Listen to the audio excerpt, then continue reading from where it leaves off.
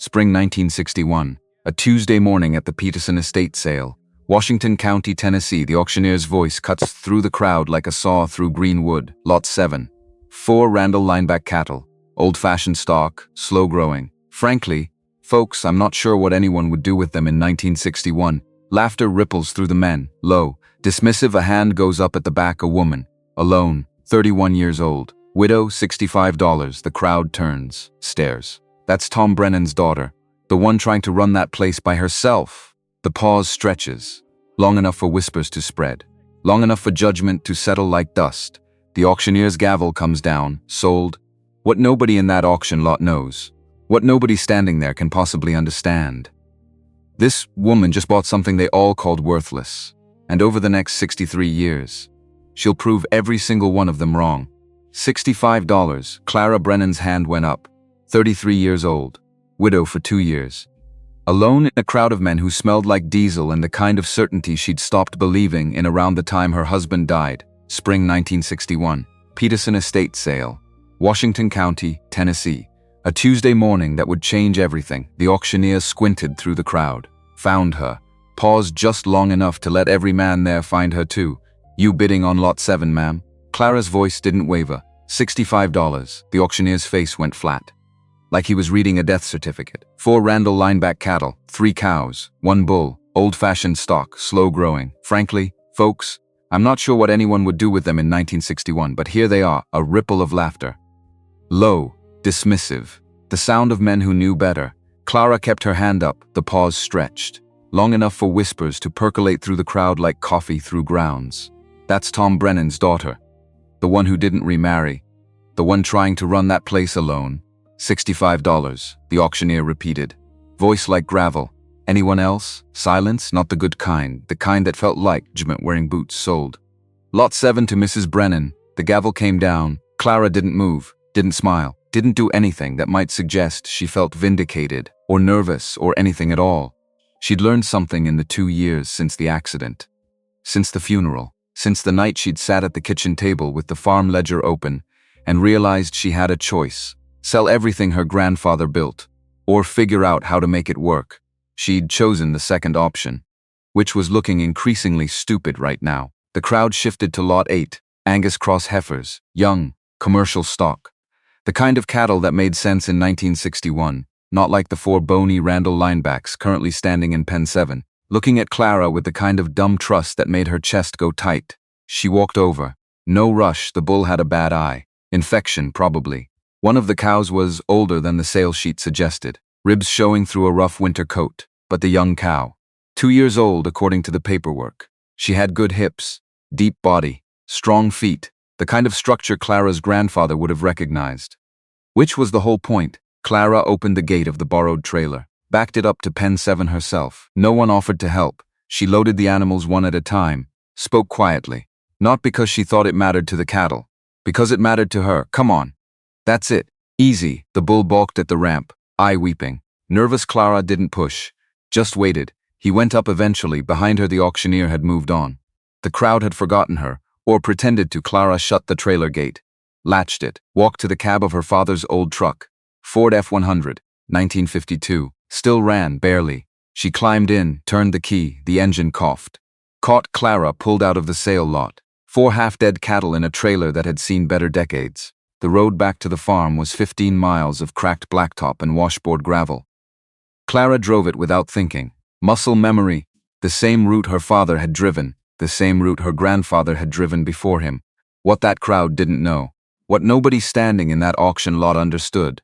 Clara had been planning this moment for 9 months, and she knew exactly what those 4 cattle were worth.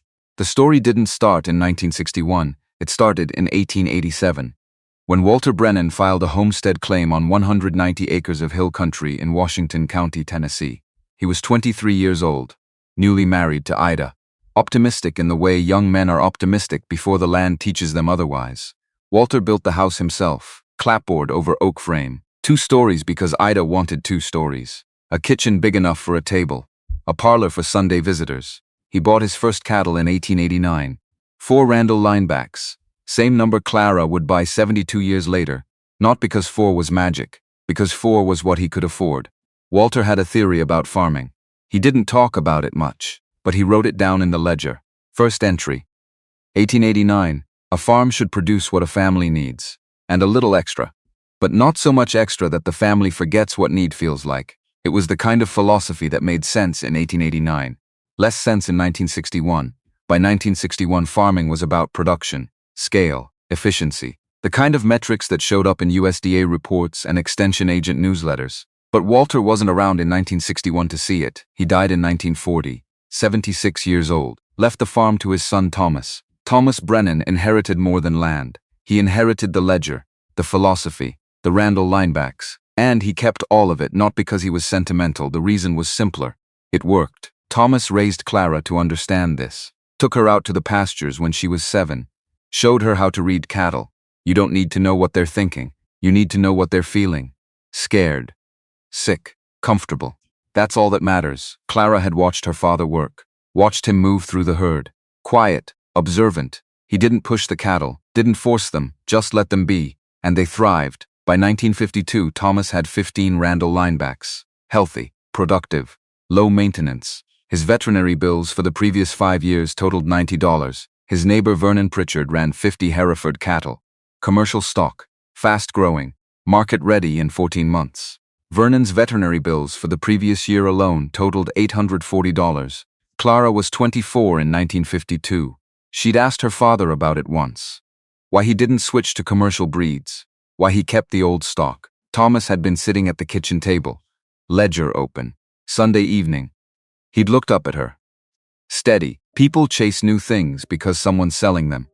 The person selling isn't the person who'll be feeding those cattle through a hard winter. Clara had written that down, not in the ledger, in a small notebook she kept in her coat pocket. Even then, even at 24, she'd expected she might need to remember it later. Thomas Brennan died January 14, 1959.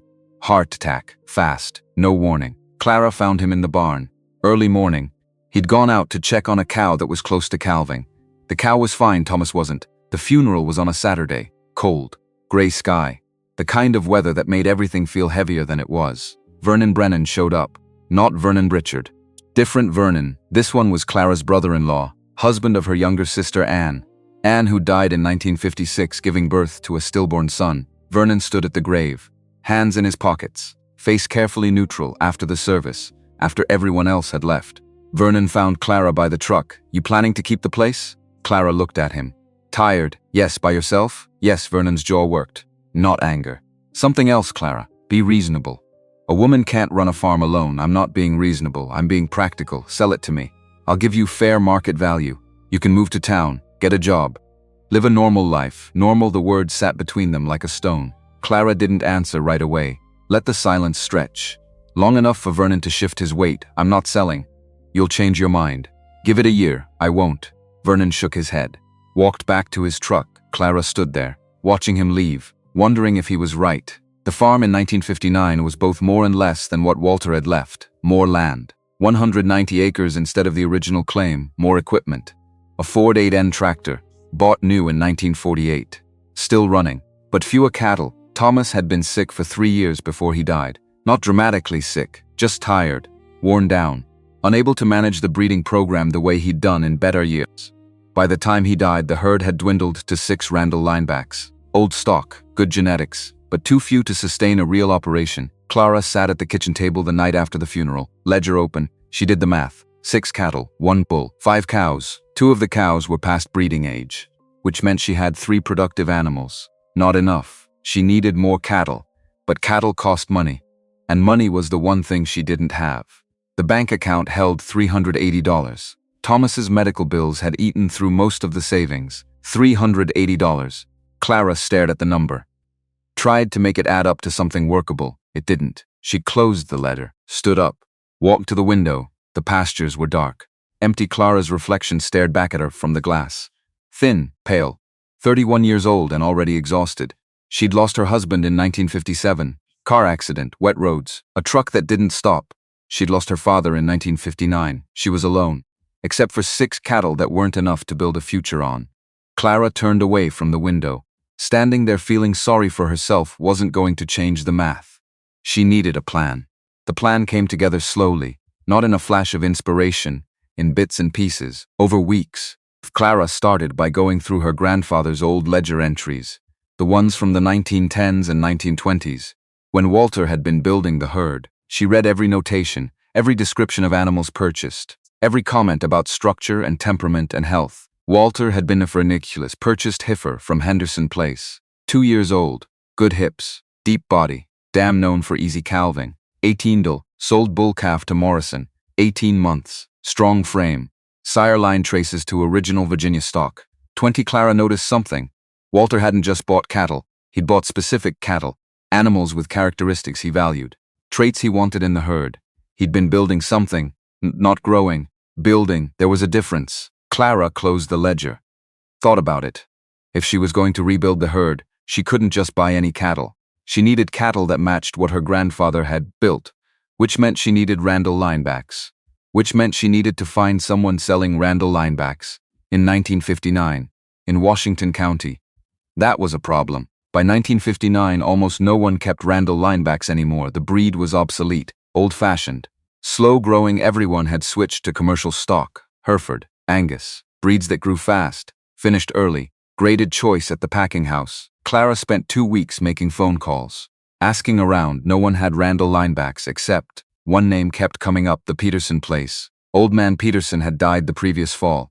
His widow was liquidating, selling everything: the land, the equipment, the cattle, and Peterson had kept Randall linebacks, a small herd, maybe 8 or 10 animals. Clara drove out to the Peterson farm on a Saturday in May 1960. The place looked tired, fences sagging, barn paint peeling. Mrs. Peterson answered the door, 70 years old, gray hair pulled back, eyes sharp. "I'm Clara Brennan.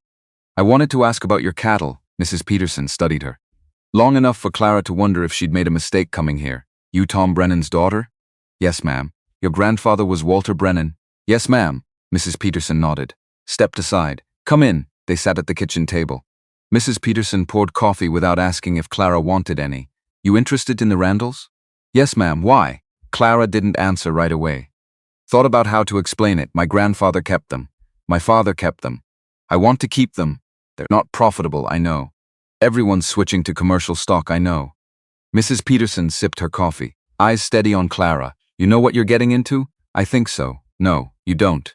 "But you will." Mrs. Peterson stood up, walked to the window. "I'm selling the place in April. Estate sale. Auctioneers handling it. The cattle will go then. Can I see them?" Mrs. Peterson turned, studied Clara again. "You can." They walked out to the pasture together. The Randall linebacks were scattered across 10 acres of rough grass. Clara counted 9 animals, 1 bull, 8 cows. She stood at the fence, watching them. Mrs. Peterson stood beside her. Silent. Clara pulled out the small notebook she'd started carrying, the one where she'd written down her father's advice. She made notes: bull, older, maybe 8 years, still sound, good frame, cows, mixed ages. 3 looked past prime, 4 middle-aged, 1 young. The young cow caught Clara's attention. 2 years old, good structure, wide hips, deep body, strong feet, the kind of animal her grandfather would have kept. Clara wrote it down. Mrs. Peterson watched her. "You planning to bid?" "Yes, ma'am." "You got money?" Clara hesitated, so Mrs. Peterson nodded, like she understood exactly how much. Some meant, sales in April, be there early if you want those cattle, nobody else will bid on them. But the auctioneer won't hold them long. Clara drove home. She had 10 months. 10 months to save enough money to buy however many Randall linebacks she could afford. She opened the ledger that night. Did the math: $380 in the bank. If she sold no cattle, bought no equipment, spent nothing on repairs, she might have $500 by April maybe. She wrote it down. Goal: $500 by April 1961. Purpose: Peterson sale. Randall linebacks? Clara worked through the winter of 1960 like a woman possessed, not dramatically quickly. She cut every expense she could find, stopped buying coffee at the feed store, made it at home, stopped driving to town unless absolutely necessary, saved gas, fixed the tractor herself when the carburetor started acting up, used a manual her father had kept in the shop. The repair cost $11 for parts. A mechanic would have charged $40. She saved $29. It wasn't much, but it added up. By December, the bank account held $430. By February, $465. By March, $470. The Peterson sale was scheduled for April 11, 1961. Clara had $470. Not quite $500, but close. She drove to the sale lot early, 7 in the morning. The auction wouldn't start until 9, but she wanted to see the cattle again. They were in pen 7, 4 animals, not 9. Clara's stomach dropped. She found the auctioneer, a man named Harlan Webb, 50s, weathered face, the Randall linebacks. There were 9 last time I saw them. Harlan checked his paperwork. Estate sold 5 head privately last month. These 4 are what's left. Why 4? Harlan shrugged. Nobody wanted them, so the estate took what they could get. These 4 didn't sell. Clara looked at pen 7 again. The young cow was still there, the bull with the bad eye. 2 older cows. Not what she'd hoped for, but maybe enough. What do you think they'll go for? Harlan squinted at her. You bidding? Maybe, honestly? I'll be lucky to get 50. Nobody wants Old Fannon's stock anymore. Clara nodded. Walked back to pen 7, stood at the fence. The young cow looked back at her. Calm Clara made a decision. She'd bid, whatever it took, up to $470. The auction started at 9. Harlan Webb climbed onto the platform, microphone in hand. Morning, folks. We've got a full lot today: equipment, livestock, household goods. Let's get started. Clara positioned herself at the back of the crowd, not hiding, just staying out of the way. The first lots went fast. Tractor parts, fence posts, a hay rake that sold for $80, then livestock, lot 5, Angus cross steers, yearlings, good weight. Bidding started at $200, ended at $340, lot 6, Hereford heifers, bred, due in fall. Bidding started at $150 per head, ended at $210, then lot 7, Harlan gestured toward pen 7, 4 Randall lineback cattle, 3 cows, 1 bull, old-fashioned stock, dual-purpose breed. Good for milk and beef if that's your thing. Slow growing though, and I'll be honest, folks. They're not what most of you are looking for in 1961. A few chuckles rippled through the crowd. Harlan continued, but they're sound animals. Healthy as far as I can tell. Let's start the bidding at $50 for the lot. Silence. Clara waited, counted to 5, raised her hand, 65. Harlan found her in the crowd. Paused, the pause stretched. Long enough for every man in the lot to turn and look. Long enough for Clara to feel the weight of their eyes. Long enough for the whispers to start. That's Tom Brennan's daughter, the one who didn't remarry, the one trying to run that place by herself. Harlan's voice cut through, $65. Do I hear 70? Silent, not the good kind, the kind that felt like judgment. Harlan waited, counted down, 65 going once, going twice, sold to Mrs. Brennan, lot 7, $65. The gavel came down. Clara didn't move. The crowd had already shifted. Attention moving to lot 8, Angus cross heifers. Bidding started at $200. No one cared about the 4 Randall linebacks anymore, except Clara. Clara walked to the cashier's table, paid $65, got a receipt, walked to pen 7. The 4 cattle stood there. Waiting, Clara opened the gate of the borrowed trailer, backed it up to the pen. No one helped, no one offered. She loaded the animals herself, one at a time, spoke to them quietly. Come on. That's it, the bull balked. Eye weeping, Clara waited. He went up eventually. She closed the trailer, latched it, walked to the truck, climbed in, turned the key. The engine started.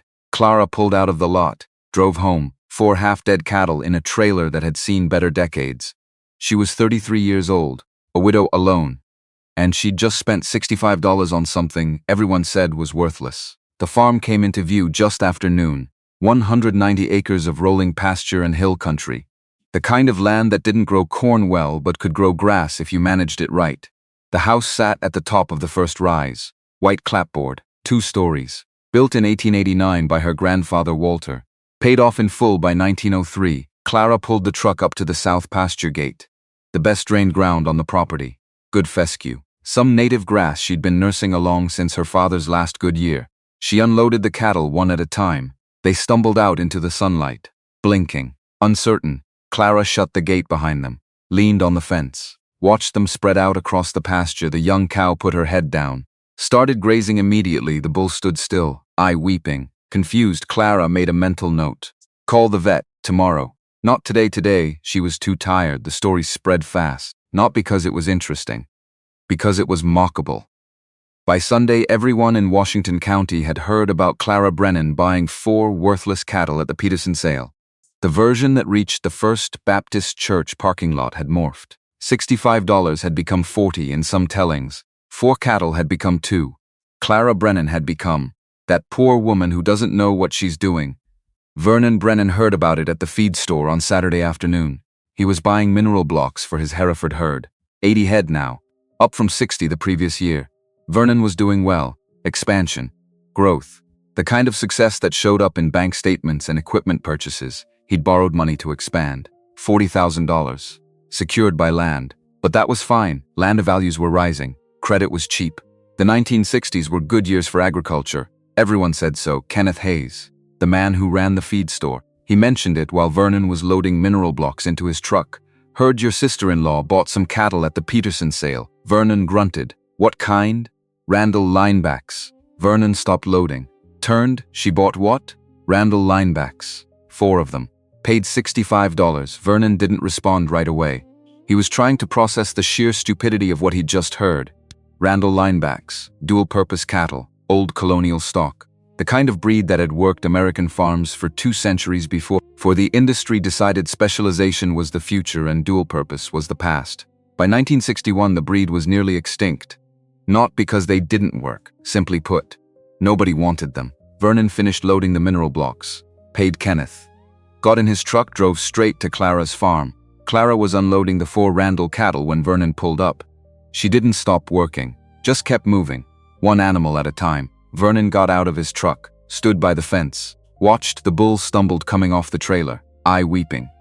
Nervous, Clara steadied him, spoke quietly. Vernon's jaw worked. When Clara had all 4 animals in the south pasture, she walked back to the truck. Vernon was still standing there. What are you doing, Clara? Unloading cattle. Don't be cute. You know what I mean. Clara latched the trailer gate, turned to face him. I bought 4 Randall linebacks. Same breed Grandpa Walter kept. Same breed Dad kept. That breed is 100 years out of date. Maybe. You're going to spend more feeding them than you'll ever get back. Maybe. Vernon's voice rose. If you needed cattle, you should have bought cattle people actually want to buy. Clara's voice stayed level. I bought the cattle I wanted. Why? They're the right cattle for this farm. Vernon stared at her. Trying to understand, he couldn't. Vernon saw farming as a business. Numbers. Inputs. Outputs. Profit margins. Clara saw it differently. She saw it the way her grandfather had seen it. A farm should produce what a family needs. And a little extra. Vernon shook his head. Give it a year, Clara. 1 year. Then call me. I'll buy this place. Fair price. You can move on. I'm not moving on. You will?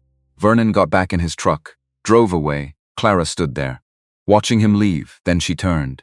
Walked to the pasture fence. The 4 Randall cattle were spreading out. Grazing, the young cow put her head down. Calm, the bull stood still, eye weeping. Clara made a mental note. Call the vet tomorrow. Dr. Donald Harrison had been practicing veterinary medicine in Washington County for 20 years. He'd seen everything. Bloat, milk, fever, hardware disease, foot rot, respiratory infections, calving complications. He'd treated thousands of animals, cows, horses, pigs, sheep. He knew farming. And he knew farmers. So when Clara Brennan called Monday morning asking him to come out and look at a bull with a bad eye, he wasn't surprised. He'd heard about the Peterson sale. Word traveled fast in small counties. Donald drove out to the Brennan place late Monday afternoon. The farm looked the same as it had when Tom Brennan was alive, clean, well-maintained. But tired, Clara met him at the barn. Thanks for coming, Dr. Harrison. Call me Donald. Your father did. Donald then. They walked to the south pasture together. The 4 Randall linebacks were visible from the gate.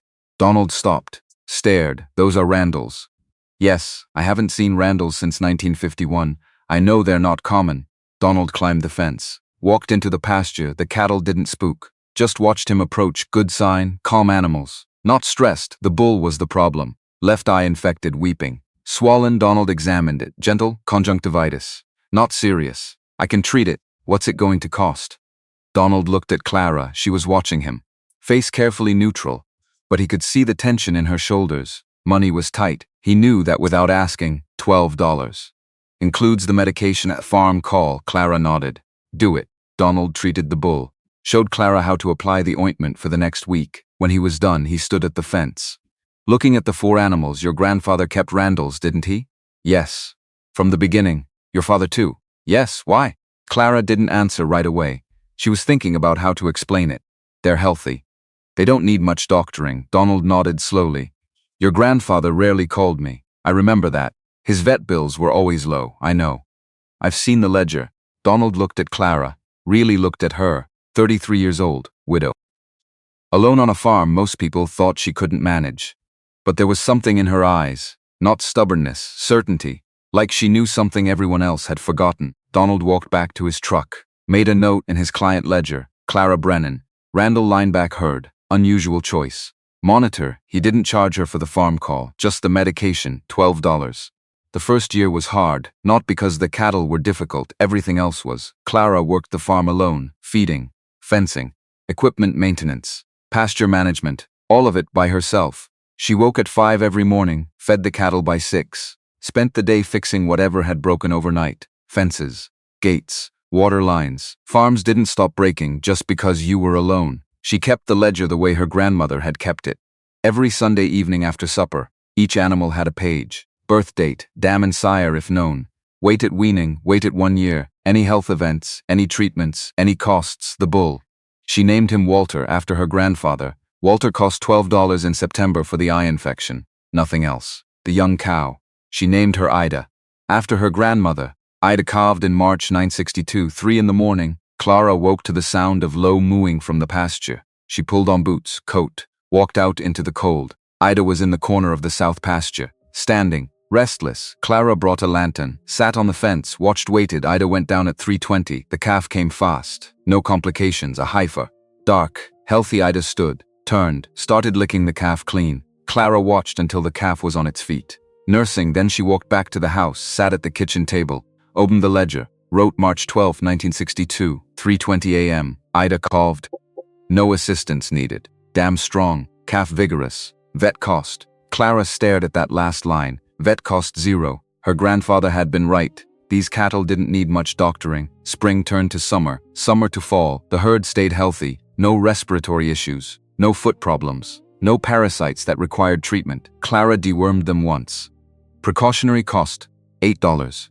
Her neighbor Vernon Brennan dewormed his Hereford herd twice that year. Cost $240. Clara didn't mention it, but she wrote it in the ledger. Not because she was keeping score, it mattered. Vernon came by the farm in November. First time since April. Clara was fixing a gate when he pulled up. He got out of his truck, walked over, looked at the cattle in the south pasture. They were in good condition. Coats thick for winter. Weight good.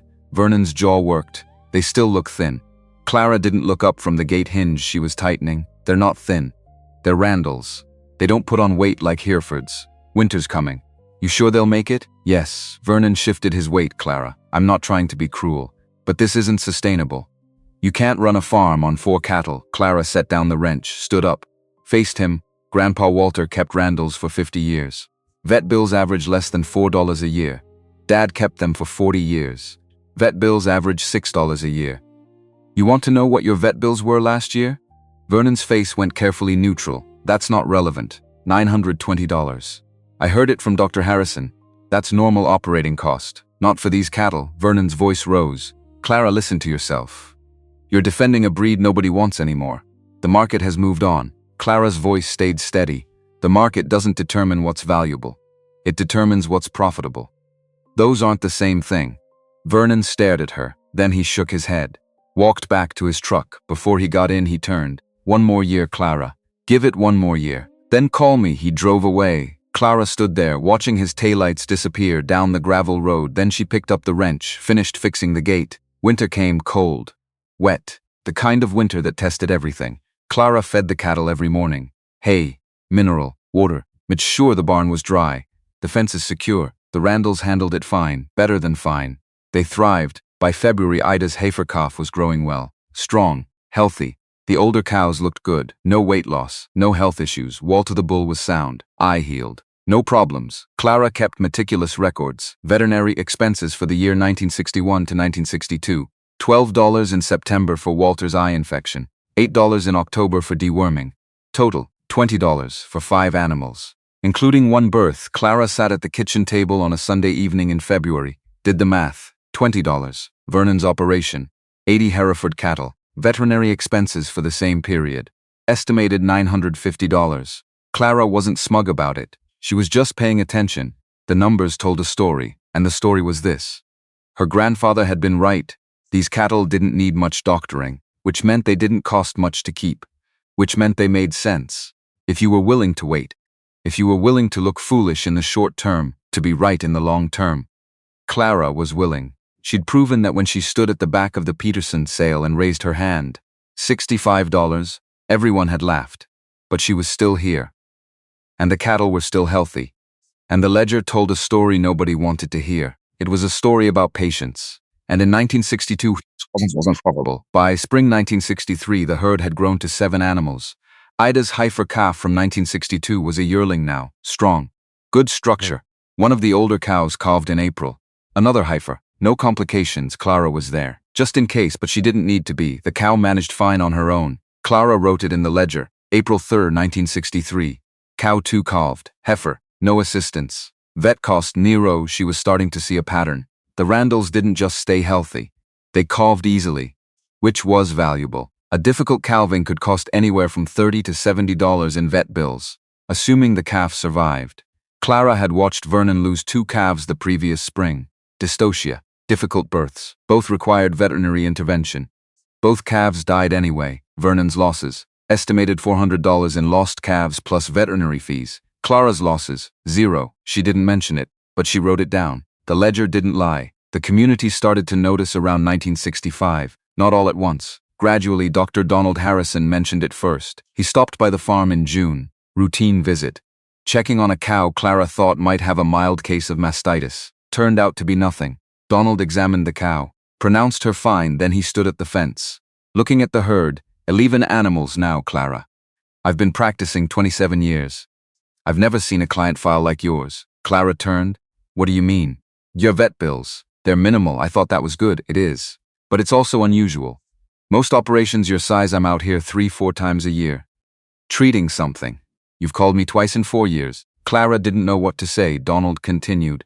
I'm not complaining. I'm just noticing. The cattle are healthy. I can see that. Donald climbed into his truck, made a note in his file. Then he looked back at Clara. I'm going to mention this to a couple of my other clients. The ones who are having trouble keeping their vet bills down. Is that all right? Clara hesitated. What are you going to tell them? That you're doing something right, and maybe they should ask you about it. I'm not doing anything special. That's the point. Donald drove away. Clara stood there, wondering what he meant. 2 weeks later, a man named Bill Morrison showed up at the farm. 50s, weathered face. Drove a newer truck. Clara met him at the gate. Can I help you? I'm Bill Morrison. I run a place about 10 miles west. Dr. Harrison mentioned you might have some cattle for sale. Clara blinked. I didn't say I had cattle for sale. He said you keep Randall linebacks. Said they're healthy. Low maintenance, that's true. I'm interested in buying a bull. Clara studied him. Why? I'm spending too much on vet bills. And Donald said your cattle don't get sick. Clara almost laughed. But she didn't. Bill was serious. They don't get sick as much as commercial breeds. That's true. But they're slow growing. They won't finish as fast as Herefords. I don't care. I'm tired of treating pink eye and foot rot and respiratory infections. If your cattle don't need that, I want to try them. Clara thought about it. She had one young bull. Yearling, good frame. Sound, I can sell you a yearling bull. $180. Bill didn't hesitate. Done. That's a fair price? It's a working price. If that bull stays healthy, he's worth twice that. Clara loaded the bull into Bill's trailer. Took the payment, $180. Her first sale, she wrote it in the ledger that night. June 18, 1965. Sold yearling bull to Bill Morrison. $180. Purpose, breeding stock. Clara stared at the entry. Something had shifted. People were starting to pay attention, not because the Randalls were rare. They worked. The years between 1965 and 1974 moved like water finding its level. Slow, inevitable. Clara built the herd one careful decision at a time. Not fast, never fast-speeded, required money. And money required debt. And debt was the one thing Walter Brennan's ledger warned against in every margin note. By 1966, the herd stood at 13 animals. Clara sold 2 yearling heifers that spring, both to farmers who'd heard about the low vet bills. Both paid $160 per head, $320 total. Clara deposited it at First National Bank in Clarksville. Same account her father had opened in 1948. The balance climbed, slowly, but it climbed. She kept Walter the bull until 1967, then sold him to a farmer in the next county. Good price, $210. Bought a younger bull from a breeder in Virginia. Randall lineback, good genetics, strong frame, cost, $240. Net loss, $30, but the new bull was 4 years younger, which meant 4 more years of breeding. The $30 loss was actually an investment. Clara wrote it all down, every transaction, every expense, every animal born or sold or lost. The ledger didn't care about feelings, just facts. And the facts were this. By the end of 1967, Clara's veterinary expenses for the year totaled $0. Not luck, the cattle were healthy. Kenneth Hayes noticed. Kenneth ran the feed store on Highway 70, had been running it since 1948. He saw every farmer in Washington County at least once a month. Knew their operations. Knew their problems. He also knew what they bought. And Clara Brennan bought less than anyone. No antibiotics. No treatments for pink eye. No foot rot medication, just feed. Mineral. The basics. Kenneth mentioned it one Saturday in October 1968. Clara was loading 50-pound bags of mineral into her truck. Kenneth came out to help, even though she hadn't asked. You don't buy much medicine? Clara paused. Set down a bag. I don't need much. Most folks are in here every month for something. Dewormer. Antibiotics. Pink eye ointment. My cattle don't get pink eye. Kenneth leaned against the truck bed. Why not? I don't know. They just don't. What breed you running? Randall Linebacks. Kenneth nodded slowly, like he was filing that information away. How long you been keeping them? Since 1961. But my grandfather started in 1889. Your vet bill's low? Clara smiled. Small, very. Kenneth straightened up. You mind if I mention that to some folks? Mention what? That you're running a herd with almost no vet bills. Some of my customers are spending $800–900 a year keeping their cattle healthy. If there's another way they'd want to know. Clara thought about it. You can mention it. But I'm not doing anything special. The cattle are just built different. Kenneth grinned. That's the special part. The word spread differently this time. Not through the church parking lot. Not through the diner gossip chain, farmer to farmer. Quiet, serious. The kind of information that moved when someone saw something with their own eyes and told someone they trusted. Bill Morrison told his brother. Bill's brother told a neighbor. The neighbor told a friend at the co-op. By 1969, Clara had sold 6 breeding animals, 4 heifers, 2 bulls, all to farmers who wanted to try something different, all at fair prices. Clara didn't inflate the cost because the breed was rare. She didn't think of them as rare. She thought of them as working cattle, and working cattle had working prices. The herd stood at 19 animals by the end of 1969, which was exactly where Clara wanted it. Not too large, not too small, manageable, sustainable. She sat at the kitchen table on the last Sunday of December, opened the ledger, reviewed the year. Income from cattle sales, $480. Income from beef sales, $230. Income from milk sales to 2 local families, $190. Total income, $900. Expenses, feed, $270. Property taxes, $140. Equipment maintenance, $90. Veterinary, $0. Miscellaneous, $30. Total expenses, $530. Profit, $370. Clara wrote the number at the bottom of the page, stared at it. $370, not much, but enough. She flipped back through the ledger, found the entry from 1961. Bank balance after buying the 4 Randall cattle, $385. Current bank balance, $6,800. 8 years, $6,415 saved. Clara closed the ledger, stood up. The south pasture was dark, but she could see the shapes of the cattle. Dark against darker grass, 19 animals, all healthy, all paid for. The farm was paid for, the equipment was paid for. She owed nothing to anyone. Clara turned away from the window, thinking too hard about what that meant would make her cry. And she didn't have time for that. Vernon Brennan's operation looked different in 1970. Bigger, more cattle, more equipment, more debt. He'd expanded to 95 head. Hereford, commercial stock, good animals. Fast growing, but expensive to maintain. Vernon's veterinary bills for 1969 had totaled $1,040. Deworming, pink eye treatments, respiratory infections in the calves, foot rot, the usual problems. Vernon didn't think much about it. Those were just the costs of doing business. Everyone had them, except he'd heard the rumors about Clara low vet bills. Healthy cattle, no major problems. Vernon didn't believe it at first, but then he ran into Dr. Donald Harrison at the feed store in March 1970. Donald was buying supplies. Vernon was picking up medication for a calf with scours. They talked casual. Then Vernon asked, "You still treating Clara Brennan's cattle?" Donald looked up, occasionally. "Why?" "I heard her vet bills are low." Donald's face went carefully neutral. "They are? How low? Last year?" $0. Vernon stared. "That's not possible, it's documented. I can show you my records if you don't believe me. What's she doing differently?" Donald shrugged. "Nothing. The cattle just don't get sick." "What breed?" "Randall Linebacks." Vernon's jaw worked. He remembered 1961. The Peterson sale. Clara buying 4 worthless cattle for $65. He'd told her she was making a mistake. He'd told her to sell the farm and move on. He'd been wrong. Vernon paid for the calf medication, walked to his truck, sat there for a minute trying to process what Donald had just told him. Zell dollars, 95 Hereford cattle, $1,040 in vet bills, 19 Randall linebacks, $0. The math didn't make sense. Except it did. Vernon started the truck, drove home, didn't stop by Clara's farm. He didn't know what he'd say if he did. August 1973, Clara was mending fence when Dr. Donald Harrison's truck pulled up. She set down the wire stretcher, walked over. Donald climbed out. Older now, 68. Still working, afternoon. Clara. Donald. What brings you out here? I didn't call, I know. I was in the area. Thought I'd stop by. Clara nodded. They walked to the south pasture together. The herd was scattered across 15 acres. 21 animals now. Donald leaned from the fence, watched them graze. Nobody spoke then. Clara.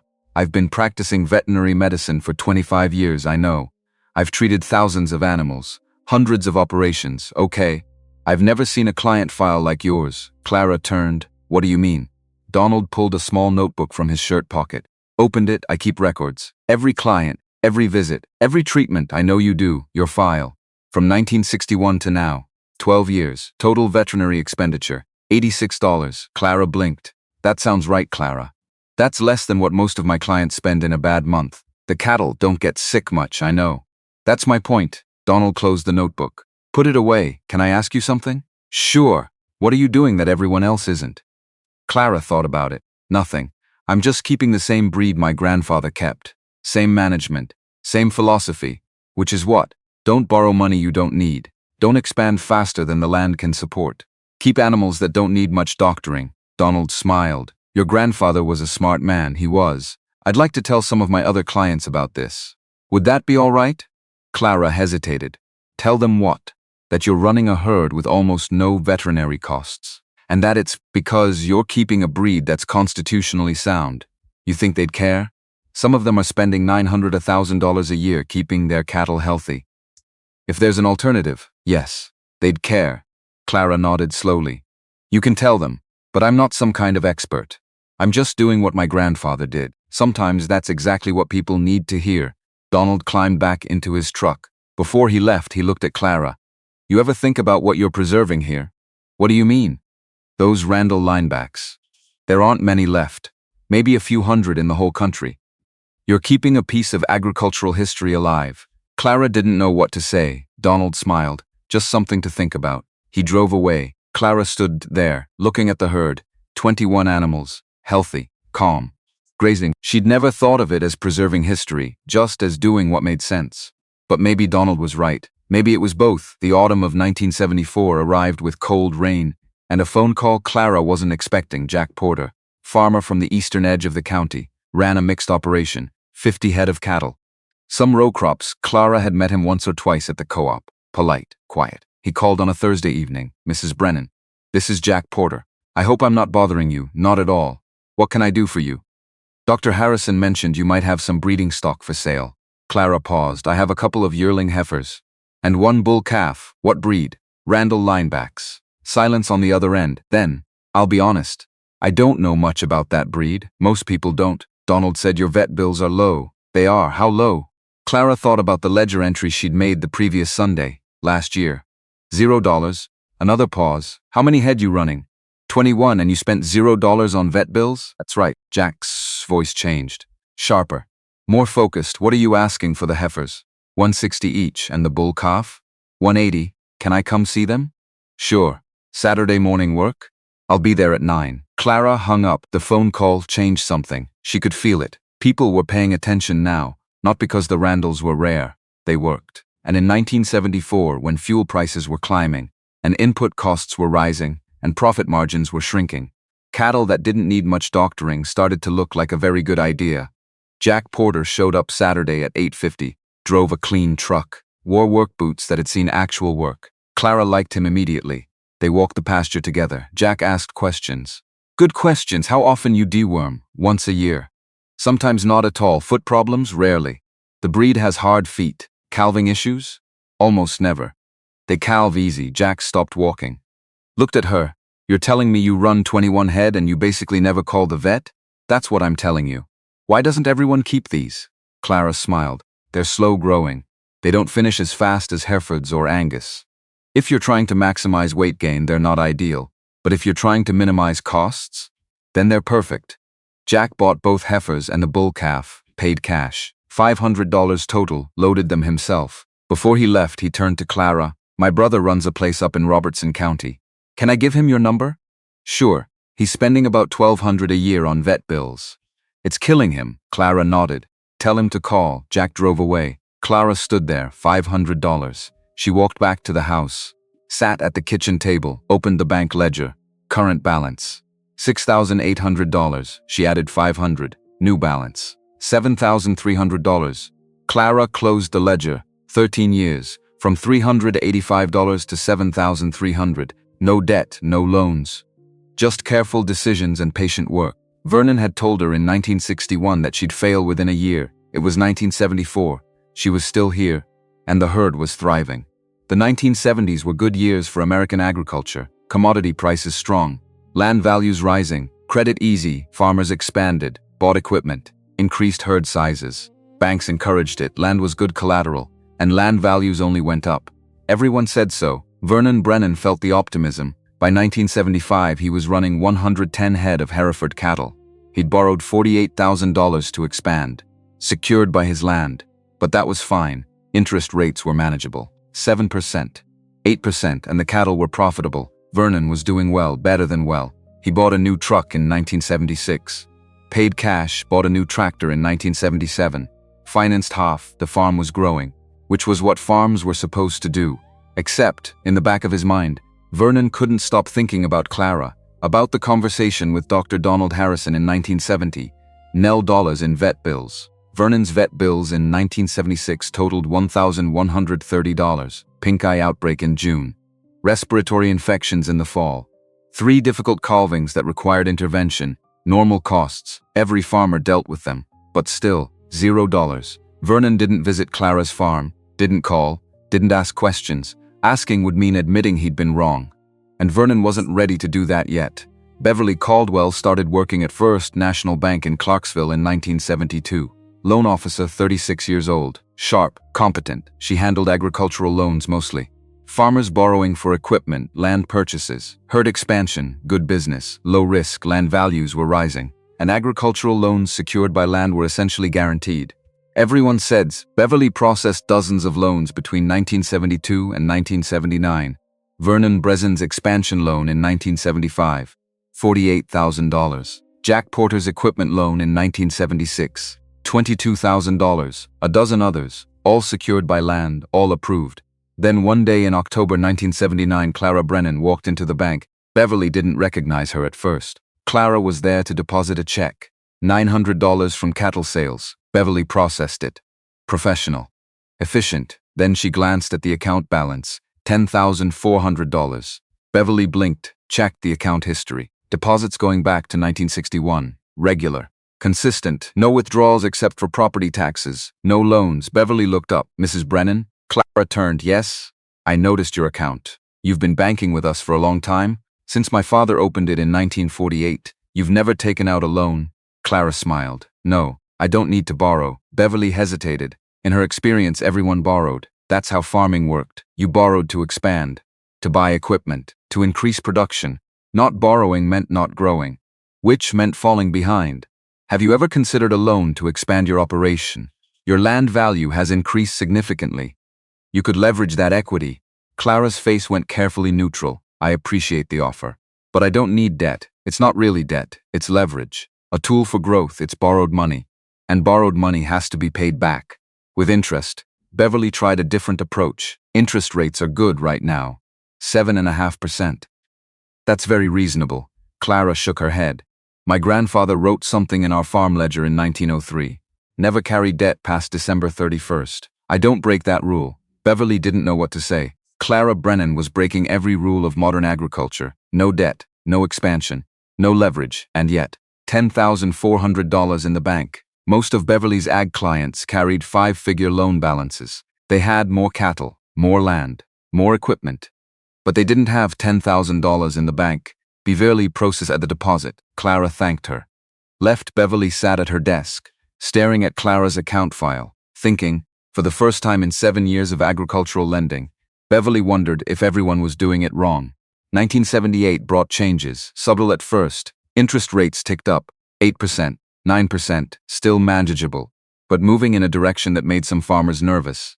Not Vernon. Vernon's operation was strong, profitable. He could handle 9%. Then 1979, 10%, 11%, fuel costs rising, feed costs rising, markets tightening. Vernon started watching the numbers more carefully. His loan payment had been $640 a month in 1975. By late 1979, it was $790, same loan. Higher interest rate, still manageable, but uncomfortable. Then January 1981, the bottom fell out. Interest rates hit 15%. Vernon's loan payment jumped to $980 a month. Cattle prices started falling. Land values plateaued, then dropped. Vernon sat at his kitchen table in February 1981, did the math. Income from cattle sales projected for the year, $42,000. Expenses, loan payments, $11,760. Fee, $18,000. Veterinary, projected $1,300. Equipment maintenance, $2,000. Property taxes, $1,400. Labor, $3,000. Miscellaneous, $1,500. Total expenses, $38,960. Profit, $3,040 for 110 head of cattle for a full year of work. $3,040. Vernon stared at the number. That wasn't sustainable, and it was only going to get worse. Interest rates weren't done climbing. By June 1981, interest rates hit 18%. Vernon's loan payment, $1,190 per month. Cattle prices kept falling. The profit Vernon had projected in February evaporated. By September, he was operating at a loss. Not a small loss. A $4,000 loss, which meant he was burning through savings to stay afloat. Vernon had $12,000 in savings. At current burn rate, that would last 9 months. Then what? He didn't know. Across Washington County, the same math was playing out on farm after farm. Operations that had looked profitable in 1978 were underwater in 1981. Farmers who'd expanded on borrowed money were trapped. The land they'd used as collateral was worth less than the loan secured by it, which meant they couldn't sell, couldn't refinance, could only hold on and hope that interest rates would come down, that cattle prices would recover, that something would change. But nothing changed. Clara's expenses in 1981 looked different. Fee, $490. Property taxes, $360. Equipment maintenance, $180. Veterinary, $38. One difficult calving that required Dr. Harrison's assistance, miscellaneous, $100. Total, $1,168. Income from cattle sales, $2,100. Profit, $932. Not much, but positive. And Clara didn't have loan payments, which meant her profit was actual profit, not revenue minus debt service. She sat at the kitchen table on the last Sunday of December 1981, wrote the numbers in the ledger, then closed it, stood up. The south pasture was dark, 27 Randall cattle, shapes against snow. Clara's savings account balance, $10,800. She'd weathered 1981 with a profit, small, but real, while her neighbors were drowning, not because she was smarter. She'd never borrowed money she didn't need. Her grandfather's rule still held, never carry debt past December 31st. Clara turned away from the window, went to bed, knowing that 1982 would be worse, but knowing she'd survive it. She had no debt to service, no loan payments eating through revenue, just expenses she could control, and cattle that didn't need much doctoring. March 1982. The first foreclosure notice went up at the courthouse in Clarksville. Taylor Farm, 220 acres. Family had worked it since 1898, lost it in 84 years, because they'd borrowed $40,000 in 1977 to expand. Couldn't make the payments when interest rates hit 18%. Bank took the land. The auction was scheduled for late March. Clara didn't go. But she heard about it. Everyone heard about it. It was the first, but not the last. July 1982. Richards Farm, 170 acres, October 1982. Wilson Farm, 290 acres, January 1983. Cooper Farm, 190 acres, April 1983. Anderson Farm, 210 acres, 11 farms total between March 1982 and December 1984. 11 families who'd worked the land for generations. Gone, Not because they were bad farmers. They'd borrowed money when borrowing was cheap, and couldn't pay it back when the terms changed. Clara watched it happen, helpless. There was nothing she could do, except keep working, keep saving, keep proving that the old way still worked, if you had the patience for it. September 1982. Vernon Brennan made a decision. He sold the entire herd, 110 Hereford cattle, got $8 per hundredweight, well below market value from 3 years earlier. Total sale, $47,000. He owed $52,000 on the loan. The sale didn't cover it. Vernon refinanced the remaining $5,000, plus the land loan he'd taken in 1975, new terms, 16.5% interest. 15-year payback. He was 54 years old. He'd be 69 before the debt was paid, if he could make the payments. Vernon sat in his truck outside the bank. Paperwork signed, herd sold, farm saved, barely. He started the engine, drove to Clara's farm. First time since 1974, 8 years. He pulled up to the house. Sat there, engine idling, trying to figure out what to say. Finally, he turned off the truck, got out, walked to the door, knocked. Clara answered, looked at him. Surprised Vernon. Clara. The pause stretched, then Vernon's voice. Rough, can we talk? Clara stepped aside. Come in. They sat at the kitchen table, the same table where Vernon had told her in 1959 that she should sell the farm, the same table where he'd told her in 1961 that buying Randall linebacks was stupid. Vernon looked at the ledger. Open on the table. Clara had been working on the Sunday entries. He could see the numbers neat. Precise. Vernon's hand shook. I sold my herd. Clara nodded. I heard. Couldn't make the payments. Interest rates. Prices falling. It was. I had to. I know. Vernon's voice cracked. Your father would know what to say about this. Clara's throat went tight. He did say it. To me. In 1952. In this kitchen, Vernon looked up. What did he say? That people chase new things because someone's selling them. But the person selling isn't the person who'll be feeding those cattle through a hard winter. Vernon closed his eyes. I should have listened. You did what made sense at the time. No. I did what everyone else was doing. That's not the same thing. Silence. Then Clara, you still have the land, barely. I refinanced. 16%. 15 years. Clara winced. Vernon would be paying for this mistake until he was almost 70. Vernon stood up. I came to say, you were right about everything. The cattle, the debt. All of it. Clara didn't respond. There was nothing to say. Vernon walked to the door, paused. I'm sorry I didn't listen. Then he left. Clara sat at the table, alone, staring at the ledger, thinking about her grandfather's words. Never carry debt past December 31st. Vernon would be carrying debt for the next 15 years. And Clara had none.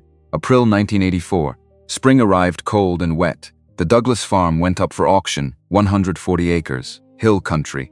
Good pasture directly adjacent to Clara's south boundary. The Douglas family had worked it since 1901. Lost it because they'd borrowed $60,000 in 1977. Couldn't service the debt when rates climbed. Bank foreclosed. The auction was set for a Tuesday morning. Clara sat at the kitchen table the night before. Ledger open, bank balance. $12,600. She'd been thinking about this for 2 months, since the foreclosure notice had gone up. 140 acres, adjacent to her property. Good land, the kind of expansion that made sense. If she could afford it. Clara did the math. Land was selling at distressed prices. Foreclosure auctions typically went for 60 to 70% of market value. Market value for hill pasture in Washington County. $800 per acre in 1981. But it was 1984 now. Values had dropped. Foreclosure discount on top of that. Clara estimated the land would sell for somewhere between $450 and $650 per acre. 140 acres at $500 per acre, $70,000. At $600 per acre, $84,000. Clara had $12,600 in the bank. Not enough, unless she could get a bridge loan. Short-term, 90 days, just long enough to sell some cattle and pay it back. No long-term debt, just a 90-day bridge. Clara sat there thinking. Her grandfather's rule echoed in her head. Never carry debt past December 31st. But a 90-day bridge wouldn't carry past December. It would be paid off by July. Clara stood up, made a decision. The next morning, Clara drove to First National Bank, asked for Beverly Caldwell. Beverly came out, smiled. Mrs. Brennan, what can I do for you? I need a bridge loan. 90 days. Approximately $75,000. Beverly blinked. For what purpose? Land purchase. The Douglas auction this afternoon. Beverly's face shifted. Professional now, come to my office. They sat. Beverly pulled out paperwork. You're planning to bid on the Douglas property? Yes. Do you have a down payment? I have $12,600 in cash, and you need a bridge loan for the remainder. Yes. I can pay it back within 60 days. I'll sell 9 head of cattle. That'll cover the loan plus interest, Beverly wrote notes. Your collateral is your land, correct? Yes, 190 acres, plus the 15 I inherited in 1980. Total, 205 acres. All paid for, Beverly nodded, ran the numbers, 205 acres at current market value. Approximately $123,000, more than enough collateral for a $75,000 bridge. I can approve this. 90 days, 9% interest. Secured by your land, Clara's chest went tight. 9% felt high, but it was only for 90 days. That works. Beverly prepared the documents. Clara signed, the loan would be available by noon. Clara drove to the auction. The Douglas farm auction started at 10, small crowd, fewer farmers now, more speculators. Men in suits from Nashville, buying distressed agricultural land cheap, planning to hold it until values recovered, or subdivide it, depending on the market. Clara parked her truck, walked to the back of the crowd. Same position she'd held at the Peterson sale in 1961. 23 years ago, the auctioneer started 140 acres. Hill country, good drainage, fescue pasture, some timber on the north end. Let's open bidding at $450 per acre, $63,000 total. A speculator from Nashville, $500, another speculator, $550, first speculator, $575. Clara raised her hand, $650. The crowd turned. Eyes found her. The auctioneer paused. $650 per acre. That's $91,000 total. Do I hear $675?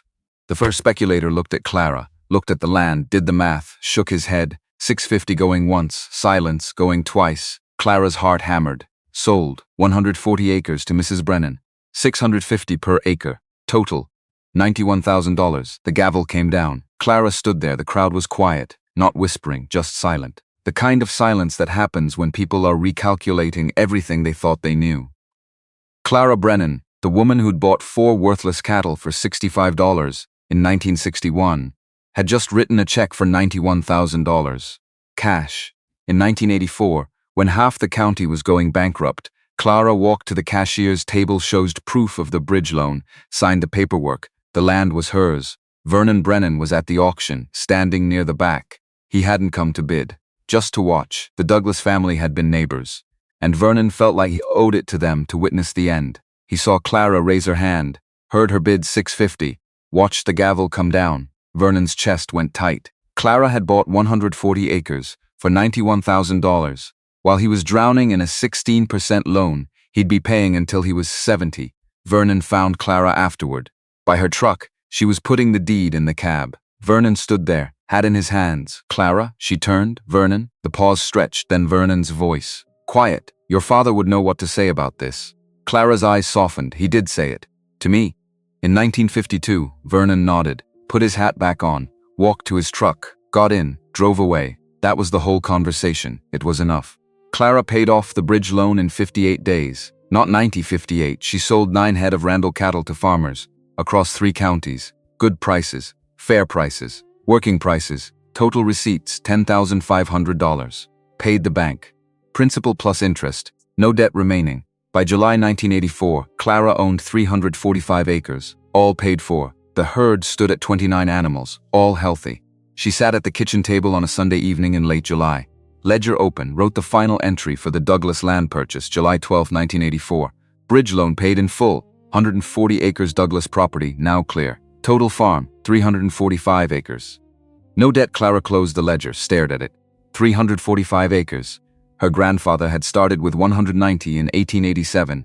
She just added 70% more, without taking on long-term debt, without compromising the operation, just patience. Careful management. Cattle that didn't need much doctoring. Clara stood up. The cattle were dark shapes across 2 pastures now. South and east, 29 animals. She'd rebuild slowly. Add cattle as the land could support them. No rush. Never rush. Rushing required borrowing.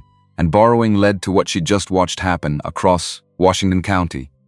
11 farms lost. 11 families displaced. All because they'd borrowed when borrowing was cheap and couldn't pay when the terms changed. Clara turned away from the window, went to bed, knowing she'd survived the crisis.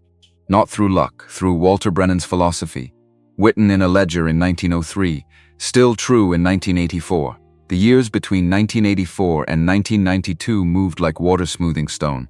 Slow accumulation. Gradual change. Clara expanded the herd to match the larger acreage. By 1985, 32 animals. By 1986, 35. By 1987, 38. By 1989, 41. She didn't push it, didn't force growth, just let the herd find its natural size for the land available. Veterinary expenses remained minimal. $1985, $0, $186, $24. Routine check on an older cow, $1987, $0. 1988, $19. Minor calving assistance, $1989, $0. 19910, 1992, 0, 6 years. $43 total, for a herd that had grown from 29 to 41 animals. Dr. Donald Harrison stopped by the farm in August 1990. Unannounced, Clara was repairing a water trough when his truck pulled up. She set down the wrench, walked over. Donald climbed out. Older now, 68. Still working. Morning, Clara. Donald. What brings you out? Retirement planning. Thought I'd visit a few clients. Make sure they're set up with my replacement. Clara nodded. When are you retiring? Next spring. 43 years is enough. They walked to the east pasture together. The herd was scattered across 20 acres. 41 Randall cattle, healthy. Calm. Donald leaned on the fence, the silence stretched. Then, you know what's remarkable? What? I've been your veterinarian for 29 years. Since 1961, I know, in those 29 years. My total billings to your operation are $847. Clara blinked. That sounds right. Donald pulled a small notebook from his pocket. Opened it. The same notebook he'd shown her in 1973, most clients. Over that time period, I bill between $12,000 and $20,000. Depending on herd size and management, the Randalls don't get sick much, Clara. They don't get sick at all. That's not management. That's genetics. Donald closed the notebook. Put it away. I'm writing a paper. For the Tennessee Veterinary Association. About constitutional soundness in heritage breeds. I want to cite your operation. Is that all right? Clara hesitated. What are you going to say? The truth. That you've maintained a herd of Randall linebacks for 29 years with veterinary costs averaging $29 per year. And that this demonstrates something most modern farmers have forgotten. Which is what? That healthy animals are more valuable than productive animals. Clara smiled. You can cite the operation? Donald nodded. Your grandfather would be proud. I hope so. Donald climbed back into his truck. Before he left, he looked at Clara. You're preserving something important here. Don't stop. He drove away. Clara stood there, thinking about what Donald had said. Healthy animals are more valuable than productive animals. Her grandfather had known that in 1923. Most people still didn't understand it in 1990, but maybe they would, eventually. September 1993 brought a letter Clara wasn't expecting. Thick envelope. Official letterhead, American Livestock Breeds Conservancy, Raleigh, North Carolina. Clara opened it at the kitchen table. Ride slowly, dear Mrs. Brennan. We are conducting a comprehensive survey of Randall lineback cattle bloodlines in the eastern United States. Our research indicates that you maintain one of the largest and most genetically significant herds currently in existence. We would like to request permission to visit your operation to document your breeding program and review any historical records you may have maintained. If you are willing to participate, please contact Dr. Diane Warren at the number below. Sincerely, American Livestock Breeds Conservancy. Clara set down the letter, stared at it. One of the largest herds, genetically significant. She hadn't thought about it that way. She'd just been keeping the same cattle her grandfather kept. But apparently, that mattered. Clara walked to the phone, dialed the number. A woman answered. Professional, warm. Dr. Warren speaking. This is Clara Brennan, from Washington County, Tennessee. I received your letter, Mrs. Brennan. Thank you for calling. Are you willing to let us visit? Yes, but I don't know what you're expecting to find. I just keep Randall cattle, same as my family has since 1889. A pause. Then Dr. Warren's voice shifted. Excited, Mrs. Brennan. That's exactly what we're looking for. Documented bloodlines going back to the 19th century are extremely rare. Most Randall herds were dispersed or crossbred decades ago. If your records go back to 1889, that's invaluable. Clara looked at the kitchen table. The ledger sat there, closed. Same ledger her grandfather had started. Same ledger her grandmother had kept. Same ledger she'd maintained for 32 years. The records are here. All of them. May we visit? We'd need about 3 or 4 days to review everything properly. When were you thinking? Next month? October? That works. Dr. Diane Warren arrived on October 18, 1993, 38 years old. PhD from Cornell. Sharp eyes, serious. She brought cameras, notebooks, sample collection kits. Clara met her at the house. They shook hands. Diane looked around. The farm was clean, well maintained. But old, the house from 1889. The barn from 1901. The fences mended but showing decades of use. How long has your family owned this property? Since 1887. My grandfather filed the homestead claim. Diane's eyes widened. And you've maintained Randall linebacks the entire time? Yes. From the beginning. Can I see the records? Clara led her to the kitchen, set the ledger on the table. Diane opened it. First page. Walter Brennan's handwriting. 1889. Purchased 4 Randall lineback cattle. 2 cows, 1 heifer, 1 bull. Total cost, $42. Diane's hands shook. She turned pages slowly. Carefully, every entry dated. Every animal documented. Every expense recorded. 1891. Through the decades, Walter's handwriting. Then Thomas's. Then Clara's, continuous. Unbroken. Diane looked up. Mrs. Brennan. Do you understand what you have here? A farm ledger. This is a complete genetic record of a heritage breed across 4 generations. This is. I've never seen anything like this. Diane spent the next 3 days going through the ledger page by page, photographing entries, cross-referencing animal descriptions with modern breed standards, building a genealogy chart. On the 4th day, she sat with Clara at the kitchen table. Ledger closed between them. Mrs. Brennan. I need to show you something. Diane opened her notebook, showed Clara a chart. Your herd, based on the records, contains bloodlines that trace directly back to the original Randall Foundation stock imported from England in the 1830s. Most other herds have been crossbred or lost. Yours is, as far as we can tell, the purest remaining Randall lineback herd in the eastern United States. Clara stared at the chart. I didn't know that. How could you? You were just keeping your grandfather's cattle. That's all I was doing. Diane smiled. That's exactly what makes it important. You weren't trying to preserve a rare breed. You were just farming, and in the process you preserved something irreplaceable. Diane closed her notebook. I'm going to publish a report about this operation. It'll go to the ALBC, and probably to several agricultural journals. Is that all right? Clara thought about it. What will the report say? The truth. That you've maintained a genetically significant Randall lineback herd for 32 years, with documented records going back to 1889, and with veterinary costs averaging less than $30 per year. Clara nodded slowly. You can publish it. Diane left the next morning, but before she got in her rental car, she turned to Clara. Can I ask you something? Sure. Why did you keep doing this? When everyone else switched to commercial breeds? When the market said Randalls were worthless? Why did you keep going? Clara looked at the south pasture, 41 Randall cattle. Dark shapes against green grass. My grandfather was right about them, and the market was wrong. And just because the market says something is worthless, doesn't mean it actually is. Diane wrote that down. Then she smiled. Thank you, Mrs. Brennan. She drove away. Clara stood there, watching the car disappear down the gravel road, wondering what would happen next. The report published in March 1995, American Livestock Breeds Conservancy Journal, title, Constitutional Soundness and Genetic Preservation, a case study of the Brennan Randall lineback herd, Diane Warren, Ph.D. The abstract summarized 32 years of data.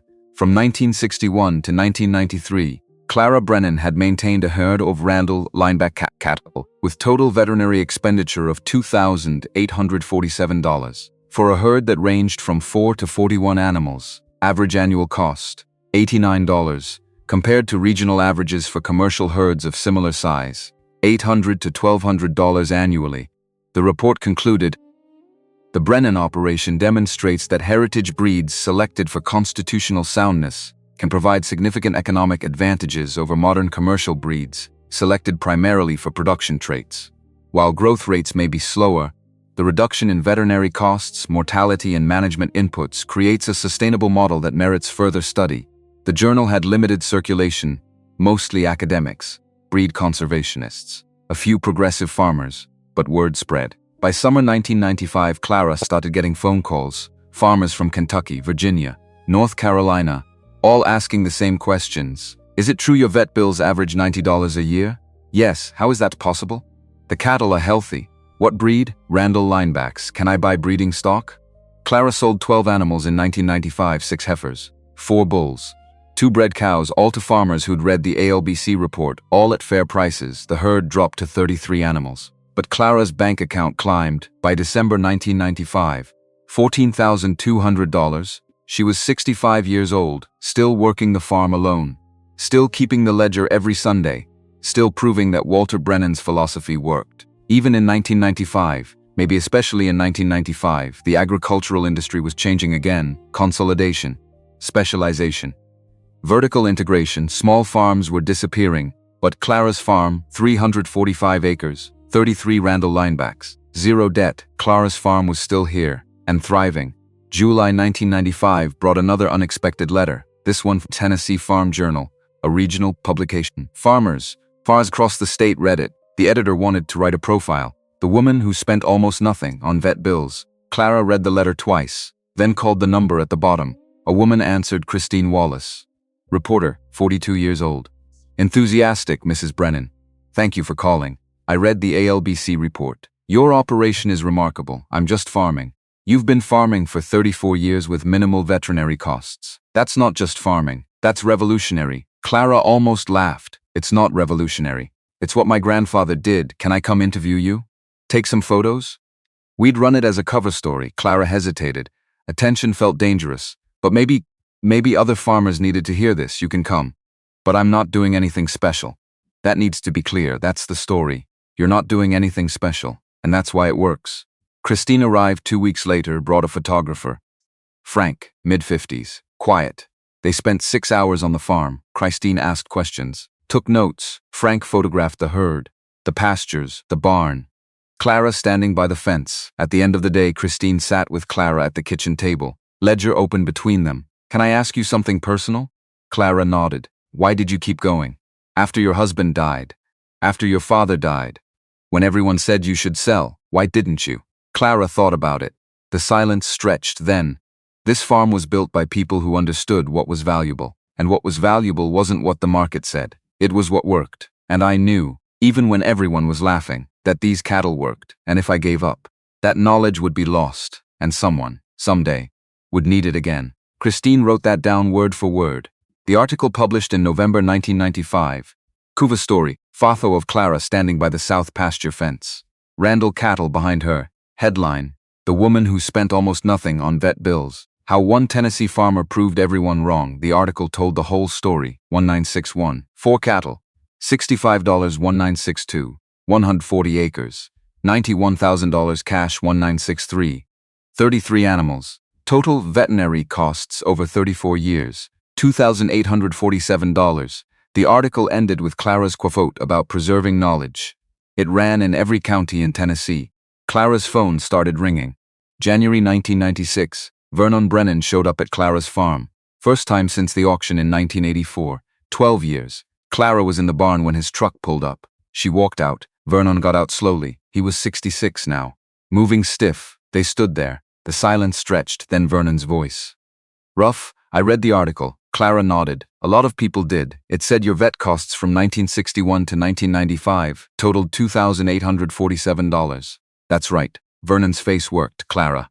I don't know how to say this. You don't have to say anything. No, I do. Vernon took off his hat. Held it. In 1961 I told you those cattle were worthless. I told you to sell the farm. I told you a woman couldn't do this alone. I remember. I was wrong. About everything. About the cattle. About you. About what farming should be. Clara's throat went tight. Vernon continued, I spent over the same period. Probably $60,000 on vet bills. Maybe more. I borrowed money I couldn't pay back. Lost most of my herd. Nearly lost the land. He put his hat back on. And you. You did exactly what you said you'd do. Kept the cattle nobody wanted. Proved they were worth keeping. Bought more land with cash while everyone else was going bankrupt. Vernon's voice cracked. I'm sorry. I'm sorry I didn't listen. I'm sorry I didn't believe you. I'm sorry it took me 35 years to say this. Clara stepped forward. Vernon. You did what made sense at the time. Everyone did. No. I did what everyone else was doing. That's not the same thing. Silence. Then Clara, do you want coffee? Vernon blinked. What? Coffee. Do you want some? Yes. They walked to the house together, sat at the kitchen table. The same table where Vernon had told her in 1959 that she should give up. The same table where he'd told her in 1961 that she was making a mistake. Clara poured coffee. They sat, Vernon looked at the ledger. Can I see it? Clara pushed it across the table. Vernon opened it slowly. First page, 1889. Walter Brennan's handwriting. Vernon turned pages, saw the entries. Every animal. Every cost. Every decision. 106 years of farming documented, preserved. Vernon closed the ledger gently. Your grandfather was a genius. He was a farmer. He just paid attention. That's the same thing. They drank coffee, talked about the weather, the county. Small things. When Vernon left, he paused by his truck. Clara. Thank you. For what? For proving it could still be done. He drove away. Clara stood there, watching him go, thinking about the 35 years between 1961 and 1996. All the mistakes, all the lessons, all the farms lost, and the one farm that survived, not through luck, through patience. Agricultural Extension Office, Washington County. September 1998, the extension agent had been trying to get Clara to speak for 3 years, since the Tennessee Farm Journal article. Clara kept saying no, she wasn't a speaker. She was a farmer. But the agent was persistent. His name was Robert Fisher, 50s, good man, genuinely interested in sustainable agriculture. He called Clara again in July 1998. Mrs. Brennan, please, just one evening, 1 hour. The farmers in this county need to hear from you. They can read the article. It's not the same. People need to hear you say it. In your own words. Clara sighed. What would I even talk about? The truth, how you did it, why you did it, what you learned. The pause stretched. 1 hour? 1 hour. Ah, I promise, fine. The meeting was scheduled for Wednesday, September 23, 1998, 7 p.m. Expansion Office Conference Room. Robert said to expect maybe 20 people. 50 showed up. Farmers from across the county, some from neighboring counties, all wanting to hear the woman who'd spent almost nothing on vet bills for 37 years. Clara stood at the front of the room, 68 years old. Gray hair pulled back, work boots, clean shirt, no notes, no slides. Just her. She started. I'm not sure what you're expecting me to say, but I'll tell you what I know. In 1961, I bought 4 Randall lineback cattle for $65. Everyone here probably remembers. Most of you laughed. Some of you are still laughing. That's fine. I was comfortable looking foolish in the short term, to be right in the long term 37 years later. From 1961 to 1998, my total veterinary expenditure for the cattle operation is $2,934. I know most of you spend more than that in a bad year. Some of you spend that in a bad month. This isn't because I'm clever. This is because healthy cattle are worth more than productive cattle. My grandfather understood that in 1923. He wrote it in our farm ledger. These cattle do not require much doctoring. That is their best quality. That was free information. From a man who spent 50 years learning it. Free information from someone who lived it is worth more than paid advice from someone selling something. I kept those cattle because my grandfather was right, and the market was wrong. The market being wrong about something doesn't make the thing wrong. My farm survived the 1980s, not because I was lucky. I didn't borrow money. I didn't need to borrow. That's not complicated, but it requires being willing to look foolish in the short term. To be right in the long term. I looked foolish in 1961. I'm still comfortable with that. One more thing.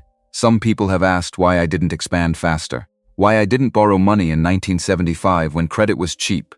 When everyone else was growing, the answer is simple. My grandfather wrote in the ledger in 1903. Never carry debt past December 31st. I didn't break that rule. That rule saved me. Thank you. Clara stopped talking. The room was silent, not uncomfortable, just processing.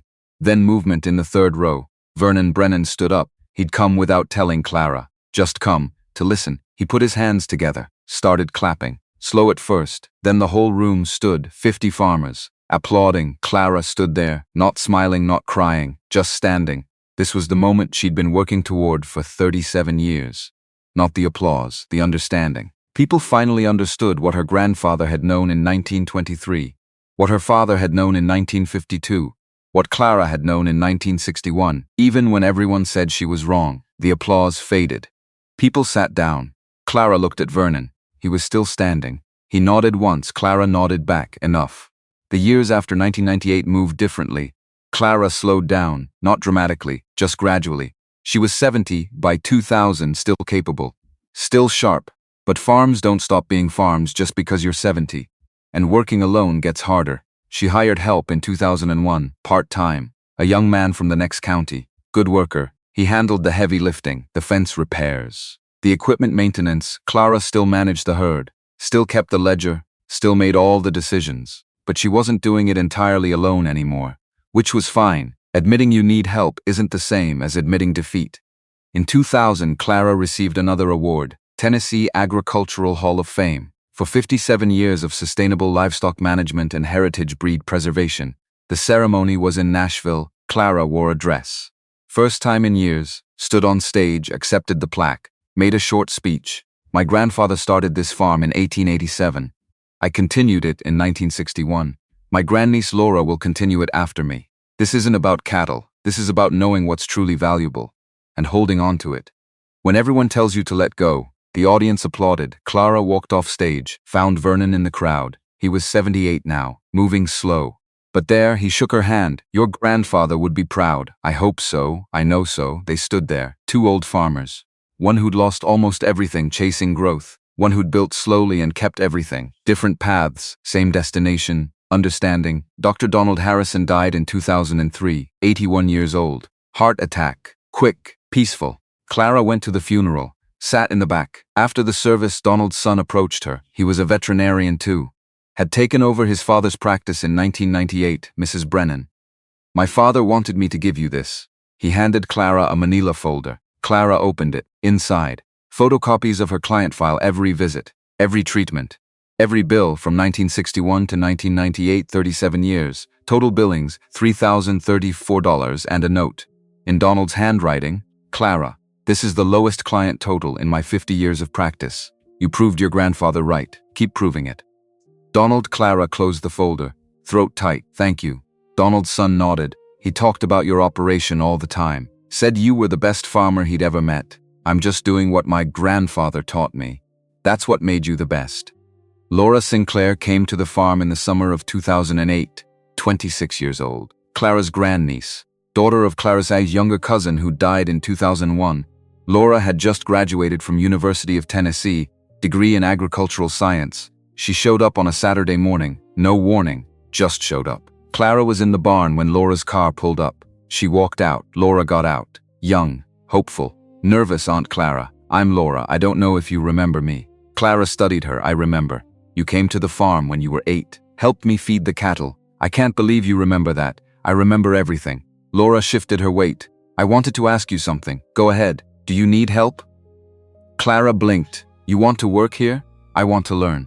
Everything you know. Everything Grandpa Walter knew. I read the articles. I know what you've done here. And I want to be part of it. Clara looked at her, this young woman, college degree. Whole future ahead of her. Wanting to work on a farm that most people still thought was backwards. Why? Laura's voice steadied. What you're doing matters. And it won't matter if someone doesn't continue it. And I want to be that someone. Clara nodded slowly. You can start Monday. Laura learned fast. Not just the work, the philosophy. Clara taught her to read cattle the way Walter had taught Thomas. The way Thomas had taught Clara watch. Observe. Pay attention, don't force. Let the animals tell you what they need. Laura keep notebook. Just like Clara had done at 24. Wrote down everything, Clara said, every lesson, every principle, every bit of inherited knowledge. By 2010, Laura was managing half the daily operations. By 2012, she was managing most of it. Clara was 82, still sharp, still involved, but ready to pass it on. June 18, 2015. Clara and Laura drove to the county clerk's office in Clarksville. Clara had made an appointment. They sat across from the clerk, papers spread on the desk, deed transfer, 345 acres. Washington County, Tennessee, from Clara Marie Brennan to Laura Elizabeth Sinclair. The clerk looked at Clara. You're sure about this, Mrs. Brennan? Yes, this is permanent. You can't undo it, I know. That's the point. The clerk prepared the documents. Clara signed. Laura signed. Witnesses signed. It was done. Clara was 85 years old. She'd farmed for 54 years. The land was Laura's now. They drove home in silence, parked by the house. Clara opened the ledger that night. Wrote, June 18, 2015, 345 acres, Washington County, Tennessee. Transferred to Laura Elizabeth Sinclair. Paid for. She closed the ledger, cleaved it across the table to Laura. It's yours now. Laura's eyes filled. I'll take care of it. I know you will. Clara Brennan lived another 9 years on the farm. She didn't work, not the heavy work. Just existed. Walked the pastures every morning, sat on the porch every evening, watched the herd, 45 Randall linebacks now. under Laura's management. Still healthy, still thriving, still proving Walter right. March 15, 2024. Clara died in her sleep, 93 years old, peacefully, on the farm her grandfather had built. The funeral was on a Saturday. 400 people came. Farmers from across Tennessee, researchers from the ALBC, extension agents, veterinarians, and Vernon Brennan, 94 years old, needing a walker. But there, after the service, Vernon found Laura. His voice shook. "I want to tell you something I never told your aunt. In 1961, I laughed at her. Told her she was making a mistake. Told her to give up. I was wrong about everything. And it took me 63 years to fully understand how wrong I was. Tell her I'm sorry, wherever she is. Tell her I finally understand." Laura's throat went tight. She knew. "She told me once you came to her house in 1996. Apologized. She said that was enough." Vernon nodded. "She was a better person than I deserved. She was a farmer. She just paid attention." Vernon smiled through tears. "That's what she always said."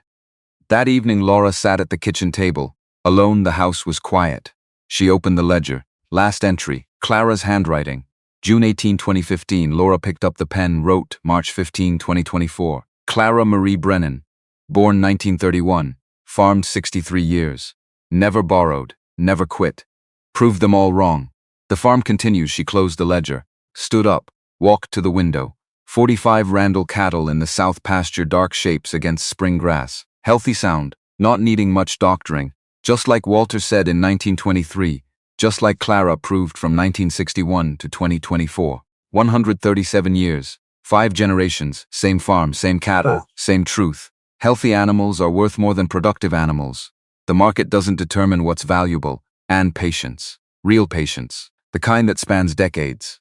Outlasts trends. Survives crises. That patience wins every time. Laura turned away from the window. Tomorrow she'd feed the cattle at dawn, check the fences, keep the ledger, just like Clara had, just like Walter had, some knowledge. The kind that takes a lifetime to learn, and 5 generations to prove. That knowledge doesn't change, even when everything else does.